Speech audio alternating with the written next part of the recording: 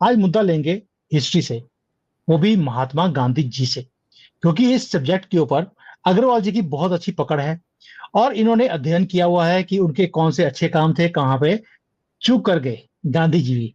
और इन्होंने एक किताब भी लिखी है उसके ऊपर। महात्मा गांधी की किताब थी या उनका जो काम था हिंद स्वराज्य का, उसके ऊपर अध्ययन किया हुआ है इन्होंने, उसके ऊपर किताब लिखी और किताब का नाम भी रखा डिवाइन डेमोक्रेसी। बुक छपी हुई है और अग्रवाल जी ने वादा किया है कि वो बुक वो फ्री में देंगे। आप इनका जो लिंक है मैं डिस्क्रिप्शन में डाल रहा हूं, आप वहां से डाउनलोड भी कर सकते हैं और उसके बाद आप खुद ही डिसाइड कर सकते हैं कि ये सारा कुछ सच्चाई क्या है। इसके ऊपर डिटेल में बात करने के लिए नरेंद्र जी आज दोबारा से जुड़े हैं। सर, सबसे पहले thank you for joining today. जय थैंक श्री यू। राम। जय श्री राम। जय Shri Ram. Thank you. Sir, Gandhi ji ने एक मुहिम शुरू करी जिसका था कि भी हमने आजादी लेनी है अंग्रेजों से।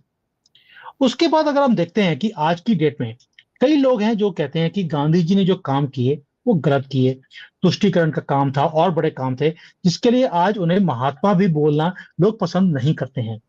आज बात करेंगे कि जो आपकी स्टडी है महात्मा गांधी जी के ऊपर, वो क्या स्टडी कहती है, कहाँ पे चूक हो गई? एक गांधी जी का जो हिंद स्वराज की किताब है, जो काफी लोग स्वतंत्रता आंदोलन की मूल किताब कहते भी हैं, किताब 3-4 बार पढ़ोगे तो आपको ठीक ठीक लगेगी। हो सकता है 5वीं 6वीं बार से उस पर थोड़ा शंका आए कि इंटेंशंस क्लियर थे या इंटेंशन ही डाउटफुल थे। तो ये एक बहुत बड़ा लगा। तो मैं इस किताब को 2005 से पढ़ना शुरू किया। फिर मुझे 2012 में लगा कि इसको रिविजिट करने की ज़रूरत है। तो ये रिविजिट किया तो इसमें फिर बहुत सारी चीज़ें उभर के आई कि कहाँ गांधी जी वाकई में ओरिजिनल हैं, कहाँ वो बायस्ड हैं। इवन एक क्वेश्चन मैंने गांधीयन से पूछा कि Gandhi ji was truly national और नॉट। तो उनका कहना था कि एक पूरा का पूरा देश में तबका है जो गांधी को कहता है कि ही इज रफ लैंग्वेज में दलाल ऑफ अंग्रेज। ये एक बहुत बड़ा तबका है और इसको मैंने कई चीजें सही भी मानी कि जैसे आज एक पिक्चर चलती है, उसमें कोर्ट केस चलता है, उसकी बुराई होती है और पता लगा वो पिक्चर सफल हो जाती है। ऐसे कई पिक्चरें भारत में आती हैं, Padmavati, my name is Khan, बहुत सारे, सब पे कंट्रोवर्सी। गांधी जी की किताब में आप एक टॉपिक देखोगे, railway, condition of India railway. Railway में वो लिखते हैं कि प्लेग जो आया वो रेलवे की वजह से आया, अकाल जो पड़ा रेलवे की वजह से। तो मैं चाहूंगा कि भारत रेलवे को कभी ना अपनाए, लेकिन पूरे ट्रेवल्स देखोगे उनके, पूरे इंडिया के, वो रेलवे में हुए।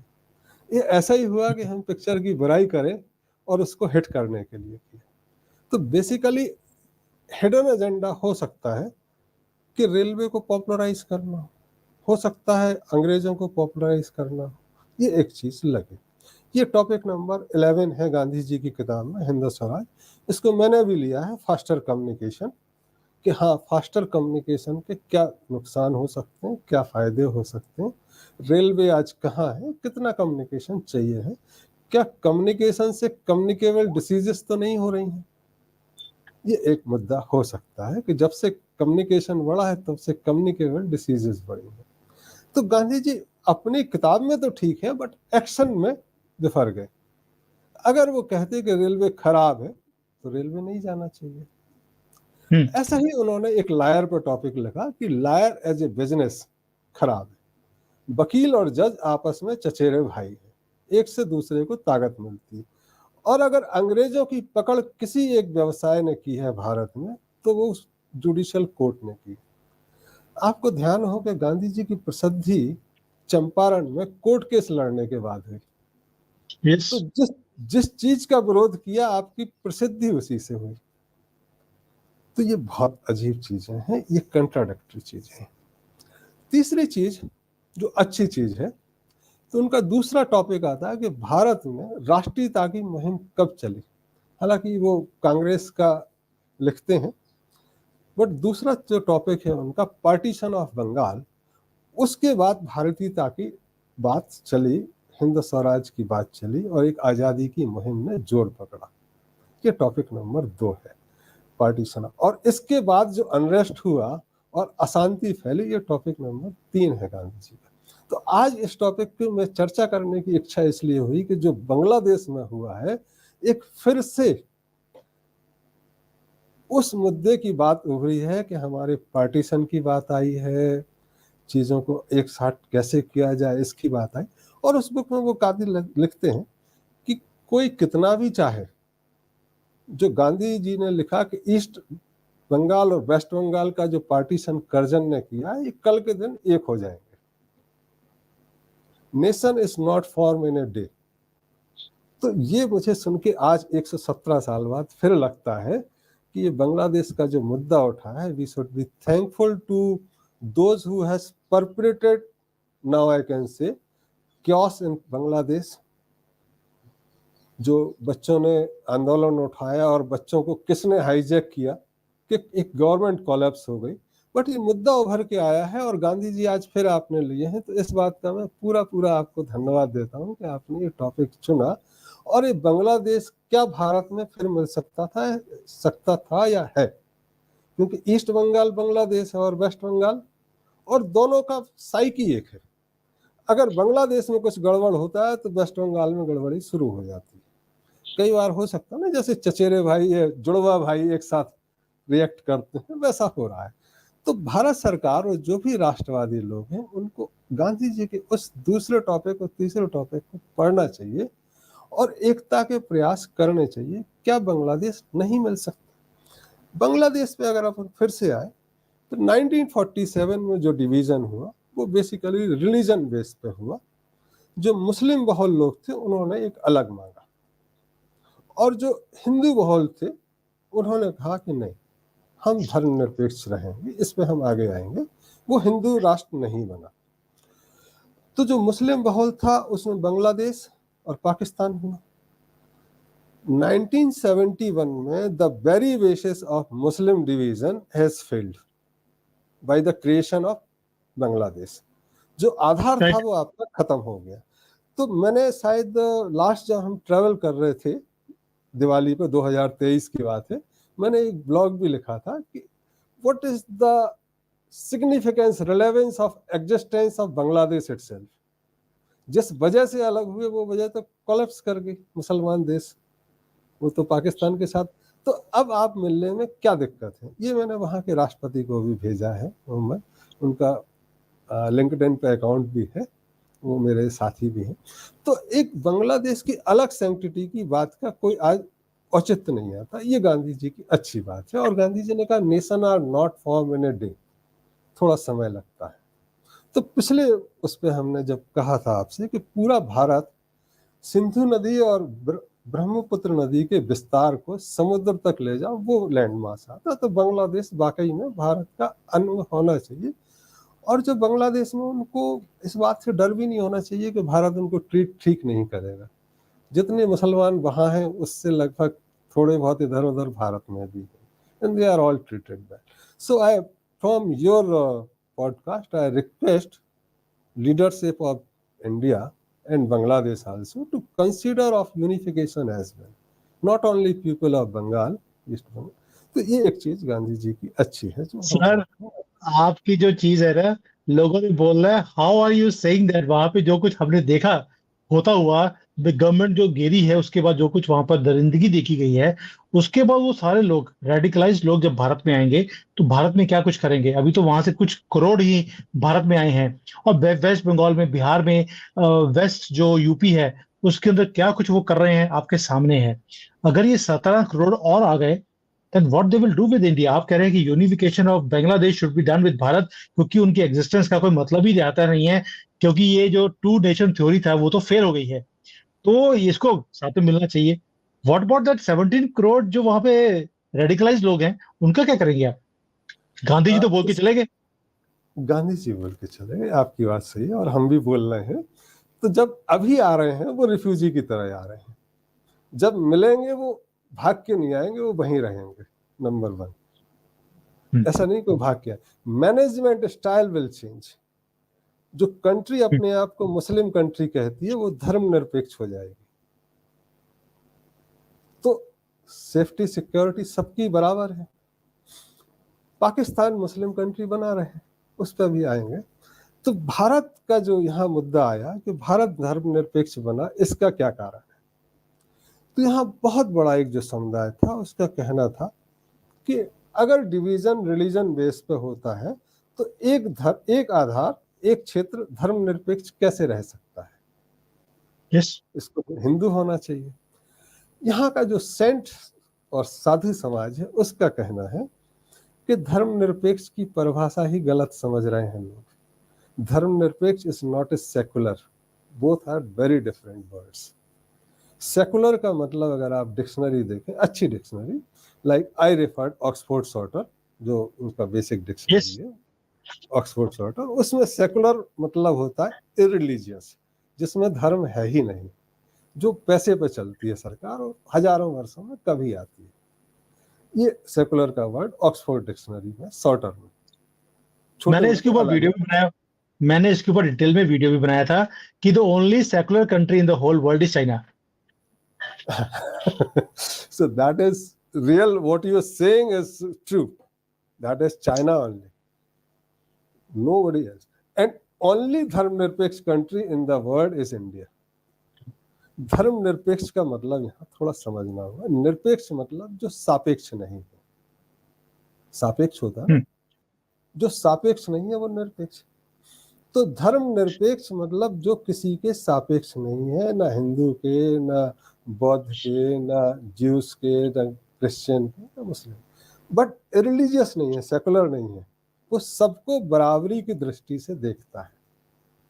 अब ये इनबॉर्न जो कंट्राडिक्शन है कॉन्स्टिट्यूशन में अभी अनफॉर्चुनेटली आ गया। या तो सेकुलर वर्ड हटा दो आप तो चीजें ठीक हो जाएंगी, अंग्रेजी में अभी धर्मनिरपेक्ष ले आओ तो चीजें ठीक हो जाएंगी। तो भारत जब धर्मनिरपेक्ष है तब अगर बांग्लादेश यूनाइट होता है तो बांग्लादेशी वहीं रहेंगे, रिफ्यूजी की तरह नहीं आएंगे, लैंड मास के साथ आएंगे। ऐसा नहीं है कि हमको मतलब रेडिकलाइजेशन यहाँ सारे भर गए, वो लैंड खाली हो गया, वहां कोई और लोग आ गए, वो पूरा का पूरा लैंड मास है और उसका रिलेवेंस बचा भी नहीं है। दूसरा, इकोनॉमी उनका, हमको लगता है भारत में जो कई लोग हैं मिडिल क्लास कि they will take our job, they will this, but my study shows कि अगर वो ब्लेस्ड है बांग्लादेश तो पूरे देश का पानी, नेपाल का भी, इंडिया का भी पानी बांग्लादेश जाता है, भूटान का भी पानी जाता है, और पानी है और सनलाइट है। आदमी मेहनती हो तो धरती सोना उगलती है। तो मैनेज करने की जरूरत है, दे आर वेडली मैनेज। हो सकता है मिस्टर यूनुस को नोबेल प्राइज मिल गया हो ग्रामीण बैंक का, लेकिन ऐसे बहुत सारे नोबेल प्राइज की वहाँ जरूरत है, ऐसे काम की जरूरत है कि जो पूरे के पूरे क्षेत्र को, बिहार, वेस्ट बंगाल, बांग्लादेश को एक सोने की खान में बदले। ये सारे ब्लेस्ड एरिया है, पानी बहुत है, सूरज बहुत है, मिट्टी भी अच्छी है। तो ये गांधी जी पे अपन चल रहे थे, डाइवर्जेंस होगा which we have taken religious. धर्मनिरपेक्षता भारत क्यों चुना कि भारत में पूरी आजादी है धर्म की और अकेला देश है। यहाँ पे आप अल्लाह अकबर, जय श्री राम, जय बुद्ध सब कर सकते हो, ये पाकिस्तान में नहीं कर सकते हो, पता नहीं बांग्लादेश में। So this way we have preserve our freedom. पहला प्राइमरी चीज थी फ्रीडम की, वो सेंटहुड के कारण, जो मास्टर्स के कारण इंटैक्ट रही, और ऐसा कोई प्रयास भी नहीं होना चाहिए कि हम अपने आप को एक सिंगुलर फोर्स कहें। फ्रीडम, पूरी फ्रीडम धर्म की। अब गांधी जी पर और चलते हैं। तीसरा टॉपिक उन्होंने जो अनरेस्ट कर लिया कि हाँ, असंतोष बहुत जरूरी है, असंतोष एक आग पैदा करता है और उस आग से हम आगे काम करते हैं, असंतोष नहीं होगा तो चीजें आगे नहीं बढ़ेंगी। चौथा टॉपिक उन्होंने लिया कि हिंद स्वराज्य का मायने क्या है। ये बहुत टॉपिक अच्छा है। इसमें उन्होंने कहा कि मान लो अंग्रेज छोड़ के चले जाएं और सारा राज्य हमें मिल जाए तो हम क्या करेंगे। तो इसमें गांधी जी ही आंसर करते हैं, उन्हीं के क्वेश्चन है। तब कोई प्रॉब्लम नहीं है, अंग्रेज चले जाएंगे, उनकी मिलिट्री होगी, उनकी पुलिस होगी, उनका सिस्टम, हम रूल करेंगे। तो गांधी जी कहते हैं इसका मतलब हमको गोरी चमड़ी नहीं चाहिए है, हमारे लोग ही इसको उसी तरह चलाएंगे, तब ये भारत भारत नहीं रहेगा, ये इंग्लिस्तान हो जाएगा। भारत तो भारत की तासीर से चलना चाहिए। ये एक बहुत अच्छा स्टेटमेंट है तो हिंद स्वराज उन्होंने कहा। 5वें टॉपिक पे वो आते हैं कंडीशन ऑफ इंग्लैंड। तो कंडीशन ऑफ इंग्लैंड में बेसिकली इंग्लैंड की पार्लियामेंट पे आते हैं और उसमें वो कहते हैं कि इंग्लैंड का जो पार्लियामेंट है वो बेसिकली बांझ औरत की तरह है। बांझ औरत, तो प्राइम मिनिस्टर वहां का जो है वो एक वेश्या की तरह है, वो उनकी किताब में लिखा है, मतलब इतनी गाली। और मैं चाहूंगा भारत में कि ऐसा सिस्टम कभी ना आए। ये 1910 में लिखा। यही जो लास्ट में अगर गांधी जी को देखें पूरी किताब के एंड में, कि what ever I have understood, मैंने जो भी समझा वो इसमें लिखा और मेरा शेष जीवन इसको पाने के लिए समर्पित है। बहुत अच्छी बात लगी मुझे कि एक चीज आपने समझी, उसके लिए समर्पण। अब एक समर्पण आ जाए तो फिर कुछ सोच विचार तो बचता नहीं। तो गांधी जी के पीछे फॉलोअर्स आ गए उसी विचार के साथ कि यही लाना है। गांधी जी का क्या हृदय परिवर्तन हुआ मुझे नहीं पता, कि 11 साल बाद उसी किताब में फिर एक नोट ऑफ कॉशन लिखते हैं कि मैं अपने पढ़ने वालों को आगाह कर देना चाहता हूं कि व्यक्तिगत रूप से तो मैं हिंद स्वराज में लिखा है वही वैसा ही राज्य चाहता हूं देश में, बट आज की डेट में मेरी कॉर्पोरेट एक्टिविटी ध्यान रखना, पॉलिटिक्स में कॉर्पोरेट एक्टिविटी क्या मतलब, कॉर्पोरेट एक्टिविटी बिना किसी संशय के अनडाउटेडली डिवोटेड, पूरी तरह से समर्पित है भारत में पार्लियामेंट स्वराज लाने की, parliament democracy as per the leader of this country, उस समय के नेता जो थे। और क्योंकि देश की दशा अभी ठीक नहीं हुई है, ये एक काम था। मुझे ये समझ में नहीं आया कि 11 वर्ष में एक बार जीवन समर्पण करने के बाद सोच विचार की कहाँ जरूरत होती है।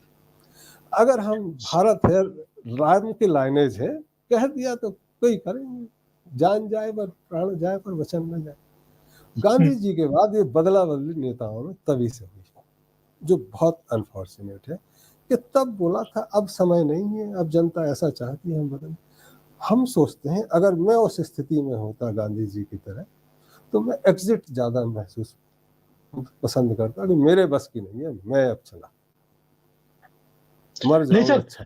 जब जब उन्होंने कॉर्पोरेट वर्ड यूज कर लिया कि कॉर्पोरेट के कारण मेरी मजबूरी है, तो कॉर्पोरेट किसको बोला उन्होंने? पॉलिटिशियंस को बोला, गोरों को बोला, या ये तो वो हो गया कि भाई मोदी जी बोले देश तो मैं अपने तरीके से चलाऊंगा, लेकिन अदानी अंबानी जो बोलेंगे वो भी मुझे सुनना पड़ता है, मेरी मजबूरी है। भाई what is this? You are giving a contradictory statement of your own statement. That's what I am saying, वही मैं कह रहा हूं कि कंट्राडिक्शन, ये एक हिपोक्रेसी, स्प्लिट पर्सनालिटी शुरू होती है यहाँ से, उसी किताब में, कहीं बाहर नहीं जा रहा हूं मैं, उन्हीं के कहे हुए वचन। दूसरे क्या कहता है, मीडिया क्या कहती है, मैं उस पर नहीं जा, उन्हीं ने कहा। इसको अगर बहुत नोटिसल है कि जो लड़का लड़की अफेयर करता है बहुत अच्छी चीजें हैं और वो कहता लड़का हम तुम्ही से शादी करेंगे, और 10-11 साल बाद परिवार का फोर्स आया, दोस्तों का, परिवार का, तो लड़की से एक दिन बोले कि देखो प्यार तो मैं तुम्ही से, व्यक्तिगत रूप से तो मैं तुमसे ही शादी करना चाहता हूँ, लेकिन परिवार के कारण मैं फलाने धनाढ़ व्यक्ति की लड़की से शादी करूंगा। ये एक बहुत मतलब अजीब चीज मानी जाती है और होता भी। ऐसे में होता क्या है कि वो व्यक्ति अकेला जो श्राप लगता है उस लड़की का जिसको छोड़ दिया है, न केवल वही बल्कि उनकी संततियां, उनके बच्चे भी बर्बाद होते हैं। ऑफिस प्रेम जितने भी उस नाम का इस्तेमाल करेंगे, उस धनाढ़ लड़की से शादी करके जितने बच्चे पैदा होंगे, पोते परपोते, सब उस श्राप के अविभागे होंगे और वो श्राप चलता है, वो आसान नहीं। क्योंकि गांधी जी 1910 से 21 तक जितने बड़े लोगों को ले चुके, चौरी चौरा कांड हुआ, कितने लोग मारे गए, तो हिंद स्वराज के कारण मारे गए, उनकी कॉर्पोरेट एक्टिविटी के लिए नहीं माने गए कि भाई अब मैं बदल गया, अब समय आ गया। तो ये एक बहुत बड़ा श्राप लगा जो गांधी जी को। और गांधी जी के अगर आप जीवन को देखें तो 1921 के बाद उनको किसी ने सुना भी नहीं। वो पीछे, हाँ ठीक है, अच्छे हैं, नेता है, उनको नाम को बनाया गया, उनको सुना किसी ने। दूसरा, उन्होंने इस किताब में 1937 में फिर लिखा, अगर मेरी दो बातों में विरोधाभास हो तो जो बाद में कही है उसको मानना।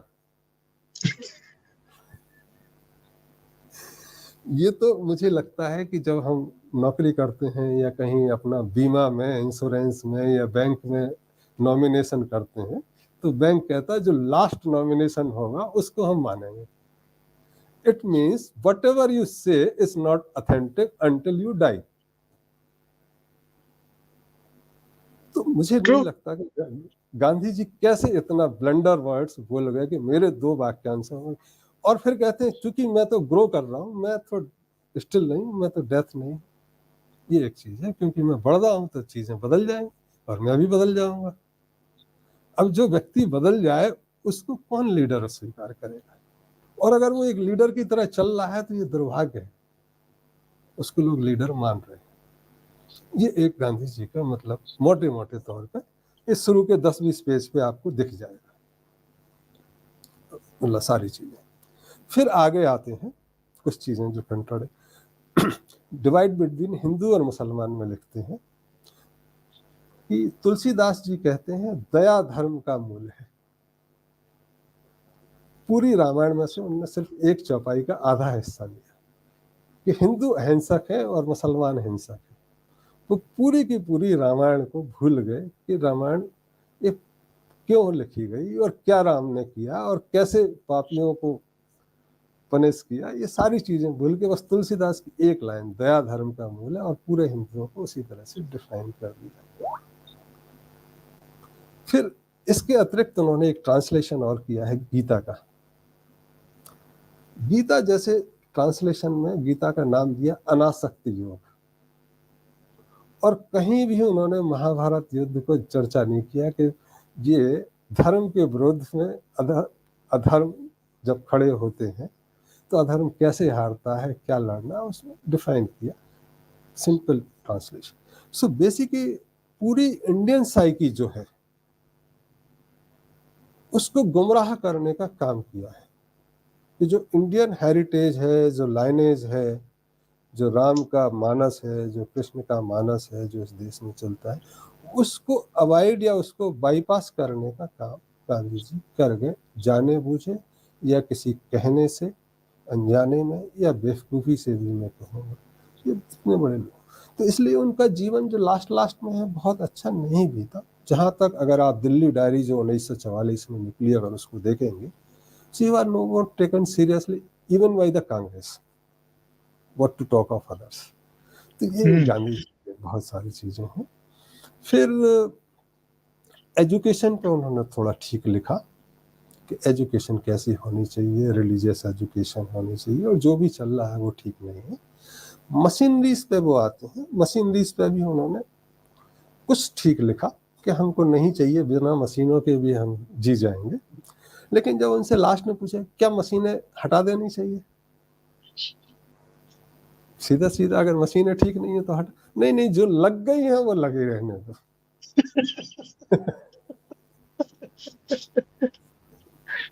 उनको कैसे हटाए, और इस प्रोटेक्स्ट को अब दूसरी भी लग गई, तीसरी भी लग गई, पूरी लग गई। तो फिर उनसे पूछा गया एक बात से कि ये जो सिंगर की सिलाई मशीन आई है ये कैसी है, तो गांधी जी बोले ये ठीक है। तो फिर गांधी जी को समझाया गया कि ये सिंगर की सिलाई मशीन आई है, ये बहुत बड़े प्रयासों के बाद आई है, क्योंकि इसको बनाने के लिए पहले स्टील फाउंड्री आई होगी, फिर लेथ मशीन आई होंगी, फिर उनको लाने के लिए एक्सट्रैक्शन हुआ होगा खदानों से। ये पूरा का पूरा दिख रहा है उस वजूद के बाद इस सिंगर की सिलाई मशीन आई है। अगर ये अच्छा है तो बाकी कैसे खराब हो सकता है, वो सब भी अच्छा होगा। तो गांधी जी यहाँ मतलब कंट्राडिक्शन में, सेल्फ कंट्राडिक्शन में फंसते हुए नजर आए। लास्ट में वो वे आउट बोलते हैं, जनता के लिए भी मैसेज देते हैं, उसमें कुछ ठीक है, कुछ अच्छे भी हैं, कुछ नहीं भी है। लाइक वो कहते हैं कि सेक्स से दूर रहना चाहिए। भैया काहे, भगवान ने बनाया है परिवार चलाने के लिए, बलात्कार से दूर रहना चाहिए, ये ठीक है माना, लेकिन परिवार चलेगा, एंजॉय लोगों का है, और फिर अलग देश के लिए आपको लड़ना है, उसके लिए सब ऐसे आ जाए तो भाई कितने लोग निकल के आए, तो नहीं ऐसे। तो एक ये है। फिर डॉक्टरी छोड़ने के लिए कहा उन्होंने, वकीली छोड़ने के लिए व्यक्तिगत स्ट्रेटेजिकली है। फिर कपड़ा छोड़े उन्होंने, तो कपड़ा छोड़े व्यक्तिगत कारण हो सकते हैं, लेकिन उन्होंने एक तरह से दीनहीनता को बल दिया,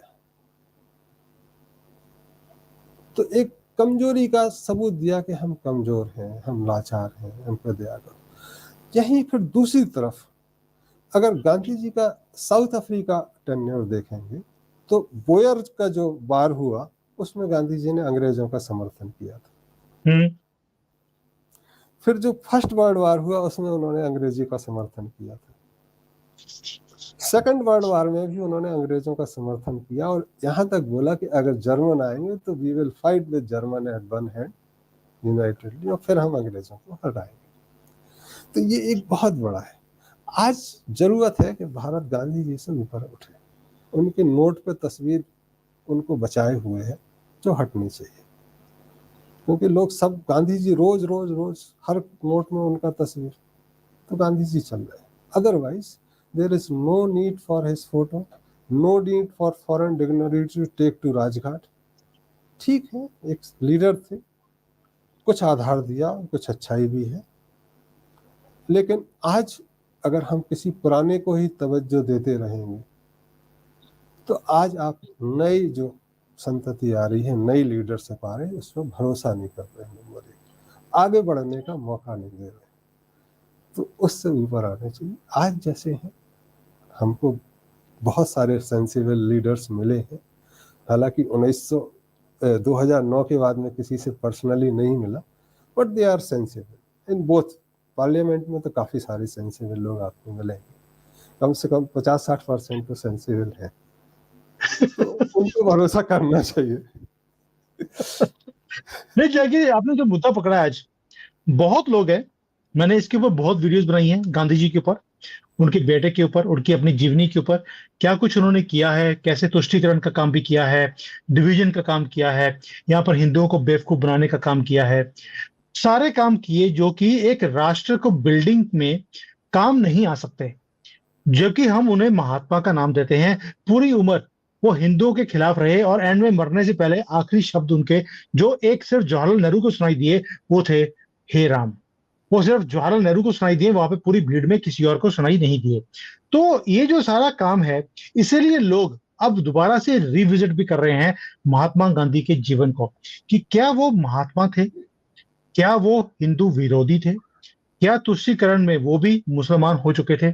अपने बेटे को जब उन्होंने मुसलमान बने, उनका अपना बेटा जब मुसलमान बन गया था,